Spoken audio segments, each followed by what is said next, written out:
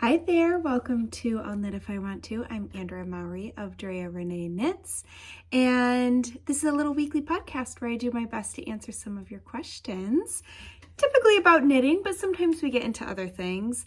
I meant to take a big old gulp of water before I started this, and I forgot because I got all my things set up, and then I just hit play, so pardon me. Try to do that as quietly as possible. Okay. So today I'm wearing the brand new Weekender Crew.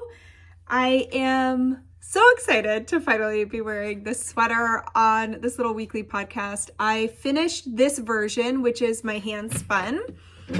It's got cute little pockets and crew neck, hence the name. And some other changes, so I'll just tell you about them now. I also extended the drop shoulder down the sleeve, and this is one of my favorite tricks to get a more polished look to a drop shoulder sweater. I think it just helps the silhouette drape a little nicer. So that's one of my favorite things to do. I also, in the back, which you're not really going to be able to see, but I shaped the back neck along with the front neck to create that crew neckline so that it'll fit around the neck even nicer because it's got shaping in front and back. So instead of just having the back neck raised up, it's raised but also shaped. So if I have any sewists tuning in, think about how when you sew something with a rounder neckline like this, you are going to see that carved out in the back as well. So I wanted to mimic that in the sweater. And then of course, pockets, because I just couldn't help myself. They are patch pockets, which is so nice because it makes them totally optional. I know a lot of people for their job, they need to have pockets will look a little too casual, so you can absolutely leave them off if they're not your thing. But I think pockets are always a great addition. And this is also DK weight. So the original Weekender was worsted weight, and the Weekender Light is fingering weight.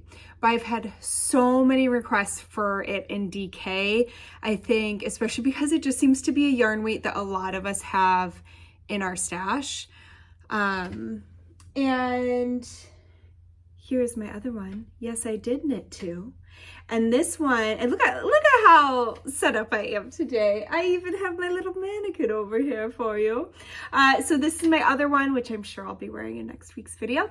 But this one is made in Brooklyn Tweed's Dapple, and that is a 40/60 cotton merino yarn. And it's so lovely because for me, I find if I do 100% cotton or linen knitting, it can be hard on my hands. I think just because of that lack of elasticity in those plant fibers. So I do love a blend because it helps lighten up the sweater without it being quite so hard on my hands thanks to some of the bounce from the wool that's blended into it. So this one is a size 3 that I knit, and then I also did a size 2 so I could have options. I was like, if I'm knitting another one, I might as well play around with ease. I will also say that was one of the things that was so fun when I went through my testers feedback is they really played with ease. I recommend 8 to 12 inches for this style, and I think most people are pretty happy within that range. I recommend the first half of the sizes usually like to go to the larger end of that size ease range, so maybe 10 to 12 inches, where I find as we get into the later sizes, so between 5 and 9, that those sizes a lot of times like less ease, so maybe closer to that 8 inch, even 6 inches. But my testers really played with that. I had some you do as little as like 4 inches of positive ease, and I think I had some you do as much as 15 inches of positive ease. So as always, a great way to determine the ease you might like for you is, it is warm in here. Not gonna lie, I'm trying to act like it is all fall in here right now, but I turned off my cooling system right before I started this because it can be kind of loud, and now I'm like, I'm sweating. This is so hot. I have to put my hair up. Okay, but for picking sizes, a great way to do that is to go into your closet, find a sweater that you already have, even if it's ready to wear when you bought at the store, and measure that and subtract your actual bust measurement or chest measurement or the biggest measurement of your torso and subtract that from the finished measurement of the sweater you're measuring, and that'll tell you how much ease you might like. So I do find for me with a drop shoulder, a lot of times I really love around 10 inches tends to be my sweet spot, but I will play with that. Okay, I gotta put my hair up. So I did have a bunch of you ask in last week's Instagram live, sorry I have to look at myself to do this, how I do my bun. This is literally it. I basically, so here's your impromptu tutorial. I said on the Instagram live, I'm like, this is not like a profesh system for getting my hair on top of my head, but I've had people ask for it, so I'm just gonna show you what I do. So basically all I do is I don't like brush it all up. Because I don't have a ton of hair and my hair is fine, I actually like to leave this kind of all as it is, and I just gather it and then I just swoopy it and I just use a clip. So this little guy is the real trick, because I don't like the breakage and stuff. Again, my hair has been through the ringer with some of my health issues and stuff. So I find that the clip's a little friendlier than an elastic. And it's just easier for me to do that. And sometimes I do it and it looks like crap, like this part's kind of driving me nuts. And I just redo it. So that's it. That's how I attempt to do my hair most days of the week. All right, I'm gonna stop now. And let's get to some questions. Oh, I did want to just say a little bit more about, so this is my hand-spun yarn. As I said, that's Brooklyn Tweed Dapple. So this is the hand-spun for any of you who did partake in the spin it to knit along for the weekender. A lot of you saw how I struggled so hard on picking my yarn. I spun up multiple sweater quantities during that knit along, at least 2. And then at the end of the day, I was like,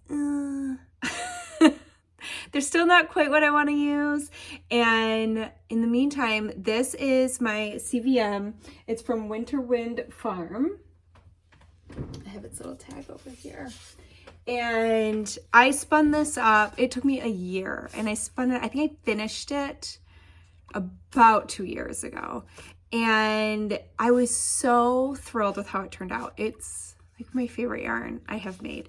But then I put all this pressure that I had to use it for the most perfect thing, because I can't just buy more of this yarn because I had spun it, and I'd spun it over the course of a year. So trying to perfectly create that same yarn just probably isn't going to happen, especially even just buying that fiber is going to be different. You know, who knows what the sheep went through that year and all those things. So anyways, this was definitely in my precious yarn shelf, if you will.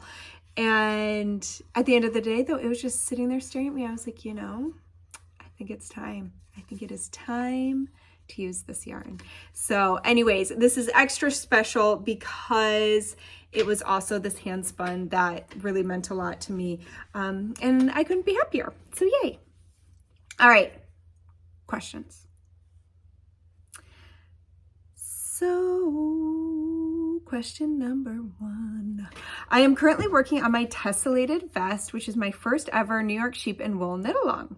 My question is, when working the Mosaic pattern, how loose should my floats be? For stranded color work, I would stretch my stitches out on the right needle a bit to ensure a loose float. But should I do the same thing here? I'm wondering if the slip stitches between my contrasting color stitches would become narrower since they will be stretched upwards slightly. So yes, if you have done color work before, I manage my floats in a really similar fashion.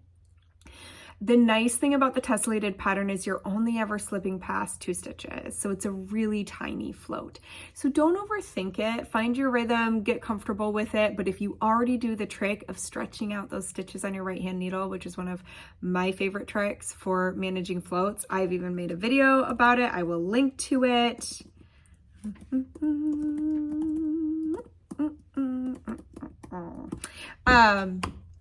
And that is how I like to manage my floats. So you can absolutely do the same thing here. But I love a stitch pattern like this for those of you out there who are maybe new to color work, because you don't have to stress too much about the floats. It's probably going to work out just fine. Just don't tug that yarn as you're skipping stitches, because you don't want it to tighten up too much. You do want there to be that little strand to go behind the stitches you're slipping without it feeling like they're getting smushed in between the stitches you're knitting. So that's such a great question. Next question, also on Tesselated.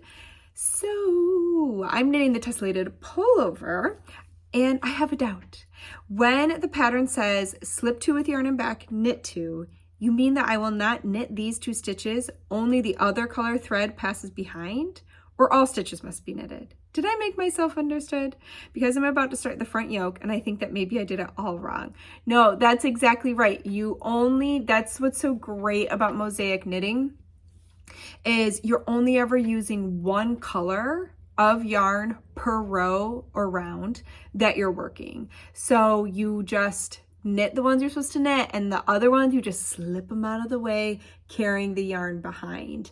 And then after you work 2 rows with a contrast color, then you're going to work a row with that main color, and that is what creates that really cool plaid effect where it looks like you're getting perfect boxes of each color, even though you're only working 1 row of that main color every couple rows. So it's kind of magic. But that is exactly right. You should be slipping 2 stitches, knitting 2 stitches, slipping 2 stitches, knitting 2 stitches, except for on your main color row. On your main color row, you work all the stitches. I am not a spinner, but it really interests me and is something I may want to explore in the future. I hope you do. Is it possible to ply 2 thin commercial yarns together to make a thicker yarn? I bought some beautiful lace weight silk for weaving and would like to ply 2 strands together to make a fingering weight to knit with. Is this possible, or is it better to just knit with the yarn held double? The silk is very slippery, and I thought that having it plied with itself might just make it easier to manage while I'm knitting with it. I would love to hear your thoughts on this. So this is a really fun question. My immediate thought was, I feel like it's extra work you don't need to do. I personally, when I'm using commercial yarns and I'm holding more than 1 strand, I do just hold them together. It would be a lot of effort for me to ply them together. But if you're interested in spinning and it's something you want to play around with, I think it could be a really neat experiment. And I would be curious to see how your marl turns out if you are using 2 yarns. Oh, I think you're going to do 2 strands of the same yarn. Yeah, if you're using 2 strands of the same yarn, I don't think I would bother. I think I would just go ahead and hold them together. You absolutely could. It could be a fun experiment. One thing I was thinking of is if they were 2 different colors, even just slightly different, I would be curious to see how the marl knit up differently being held together versus plied together. And just, I'd be curious if there was more consistency one way or the other with how those colors kind of all mesh together. But definitely if you're curious about spinning, it could be a fun jumping off point just to do that experiment. So I would say if it would bring you joy, go ahead and do it, but you don't need to do it. I am working on the inclinations cowl and have a question about blocking it. I seem to recall you said you don't wet block brioche because it grows too much. Is this the same true of half fisherman's rib? If so, should I steam block? Do nothing? Thank you for any guidance. So I do block brioche. I just have 1 brioche knit that I didn't block. So that is kind of my story of just be careful, because brioche wants to grow when you block it, and superwash yarn typically really likes to grow when you block it. And I knit a superwash brioche hat for myself years and years ago, and it was pretty dense and heavy, and it would fit me perfectly. So I have a smaller head, and I knew that if I wet blocked that hat, because it was a marled hat, it's a vanilla fog. It's one of my patterns. You can find it on Ravelry on my website. I'll link it below. I always have to write a note or I'll forget. So I, with that hat, knew that if I wet blocked it, it was going to really stretch out and be too big on me. Like it was just gonna rump because of my yarn choice and my stitch choice. But everything else I've ever knit in brioche, I have wet blocked, including hats, just not that hat. That hat I steam blocked. So if you're like, oh my gosh, I just finished this cowl, it's such the perfect size, I don't want it to change at all, you could just do a little steam blocking. That would be fine. It's a cowl. It's not something that you're probably going to need to wash a whole bunch in the future. I definitely would wet block sweaters because someday you're going to need to wash it and you don't want to be like, whoa, surprise. I had this sweater that worked for a while and then I wet blocked it and it's changed a lot. And I also do like to wet block all my shawls, a lot of which have brioche in them, because I want that finished drape to happen. So yeah, all in all, I would wet block your cowl unless there's a reason why you don't want to. And I do think of half fisherman's rib being really similar to brioche. I would say fisherman's rib, as opposed to half fisherman's rib, is like, looks structurally exactly the same as brioche. They're just different in the way that you work them and the things you can then do with them, manipulate them to do when you're actually playing around with those stitch patterns. But yeah, I do think of them as growing quite a bit. Like the inclination shawl looks really small until you wet block it, and it's kind of amazing how much it grows. And you also need to use a lot smaller needle than you usually would for whatever weight yarn you're using when you're doing half fisherman's rib. Again, it's just the way that that stitch is created that it ends up being a bigger, looser stitch than one might think. So definitely take that into consideration when you're working projects with that stitch pattern. But I think for your cowl, you're probably going to be fine wet blocking it unless you really don't want to. We're already to the last question. And I talked a whole bunch in the beginning. I don't know how I'm just blowing through these. I do have some things to show you at least. So last question. I excitedly purchased a bunch of patterns during your birthday sale and cannot wait to make them. I hope you enjoy them. I'm new to knitting and just finished a simple raglan sweater that was worked in the round and it went great. I then started a bottom-up stockinette top that was going well when I was working in the round, but when I split for the armholes and began working flat, I noticed my purling tension was so crazy different that it changed the whole look of my stockinette stitches. I have been trying my best to fix the problem, but even going up 2 needle sizes and working the purls really loosely isn't fixing it 100%. How would you recommend adjusting my purl stitches so they aren't so wonky? Even my ribbing looks wildly different on the right side than the wrong side. So here's one thing I'd be curious about. Generally speaking, most people, so what's happening, it's called rowing out. And rowing out is when your knit gauge and your purl gauge are different. And so when you work flat, it creates these ridges, these divots in what should be just like a stockinette fabric where you don't want to see any of those ridges. So typically for most people, it's your purl stitch is actually too loose. So it sounds like you're trying to loosen up your purl, but it might be that you need to tighten up your purl because purls by their nature are bigger than a knit stitch because of the way we wrap our yarn. So there are definitely things you can do to fix this. But before I go on with all my tips, I do want to say, you probably heard me say most people, it's the issue that it is their purl is too big and their knit is too small. You might be like me. I was the person who I think I overcompensated with my purls and I knit those suckers so tight that I was rowing out because my purls were so tight. So if you might have already figured this out and maybe it is just your purls are way too tight and so you gotta loosen those bad boys up. But I just wanted to mention, typically it is the other way around. So if it's not for you, you can still use these tips. You're just gonna reverse them like I had to do, but I just want to put that in your head. Okay, so tip number 1, which is the tip you'll see around most often, which it looks like you've already tried, is changing your needle size on your purl rows. You went up 2 needle sizes. I wonder if you need to go down, unless you have, yeah, because you're saying you're working the pearls.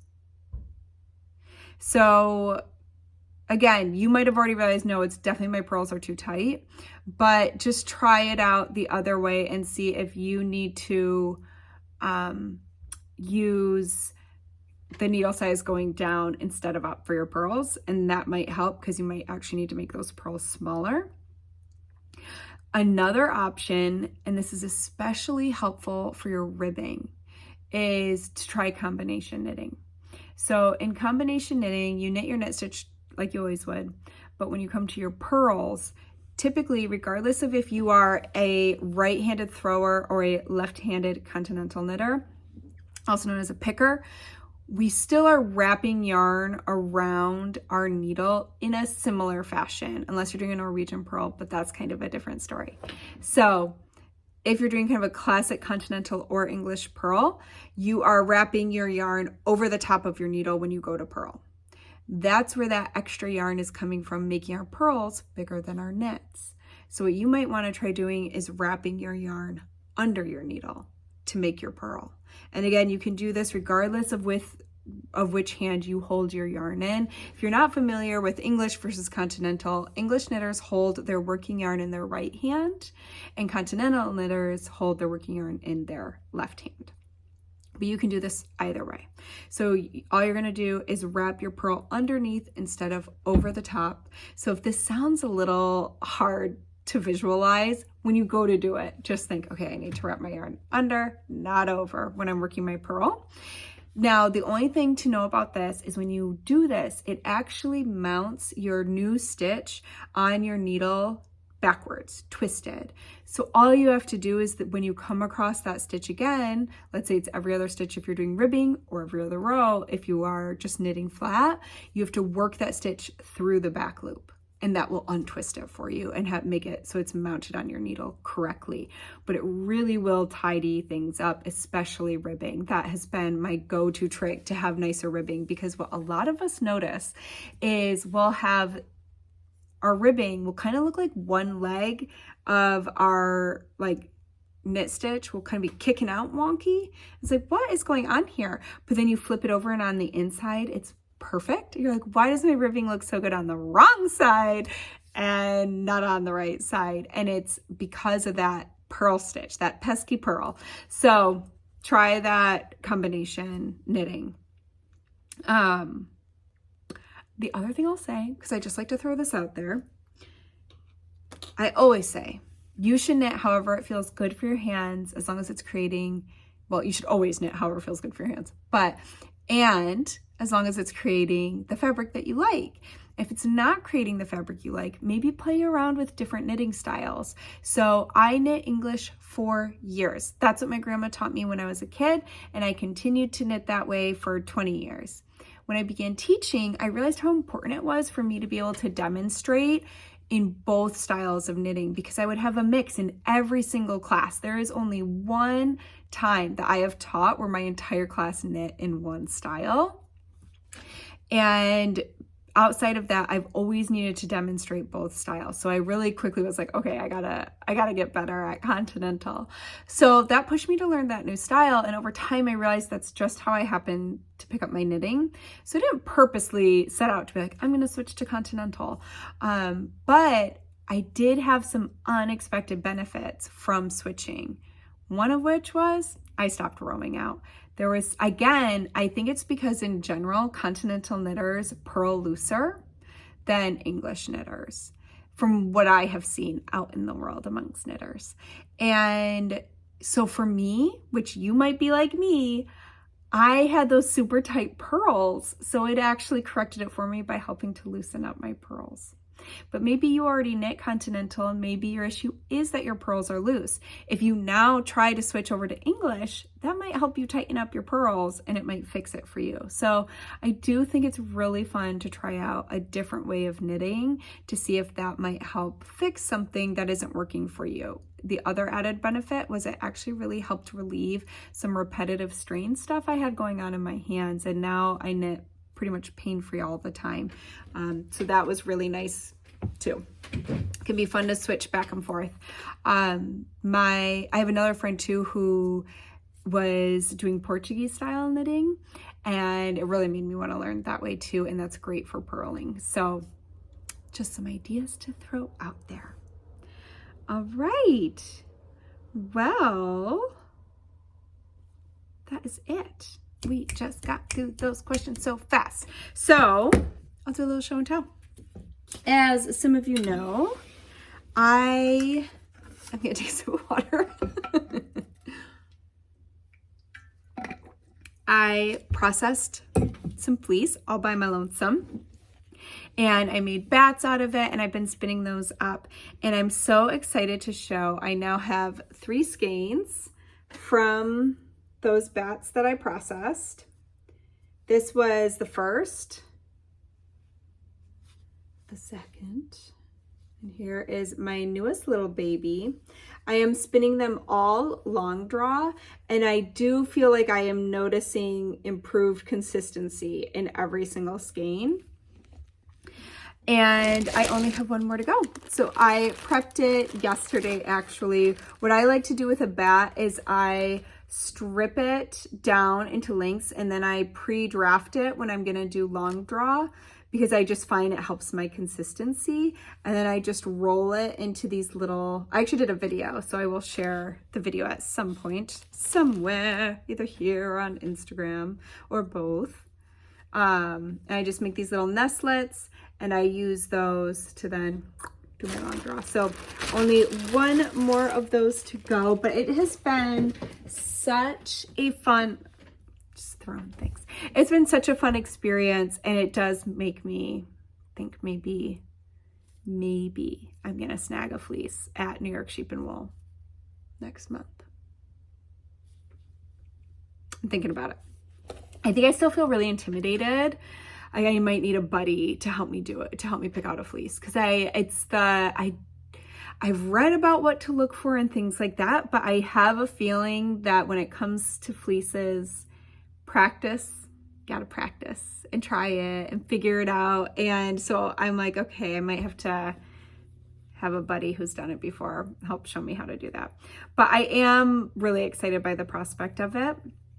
I also, I have made a mess out of my project bag, which I took walking, and I realized that the project bag I was walking with wasn't ideal. It's the first time I've had this happen where it was a little too long, and one of my yarn cakes is really big, so it was hitting my thigh and twirling it, so my yarn was getting wound around the drawstrings, and I was like, okay, not my best pick that I've done. But some of you did see I was thinking about unraveling my Harlow that I was working on, and I did. I took it apart. I knew I would be happier. So here it is recast on, and I am happier. I love it. It's so pretty and fuzzy. We will see if this stitch count, I'm being a naughty knitter, and I am not. I'm just kind of went for it, and there is a chance I'll have to tear it out and cast on fewer stitches, but it's just for me, fun project. I'm excited. Anyways, that's all my show and tell. That's all I've got. So I hope that y'all have a lovely weekend. Maybe you'll cast on the new Weekender crew to enjoy on your weekends like I do. And I hope to see you back here next week. Throw some questions into the link below if you've got anything you want to know. And if you feel the need, hit that subscribe button so you know when these new videos come out. It's usually every Friday. usually. It is always Friday. There's no usual about it. I'm actually very proud of myself that for 132 episodes, I have yet to miss a Friday. Well, except for that one time when I thought I hit publish and apparently I didn't, and it went out on a Sunday. But that's our secret. There's still been one every single week. So I hope to see you back here next week. Thanks for hanging out with me, and that's all I got. Have a great weekend. Bye.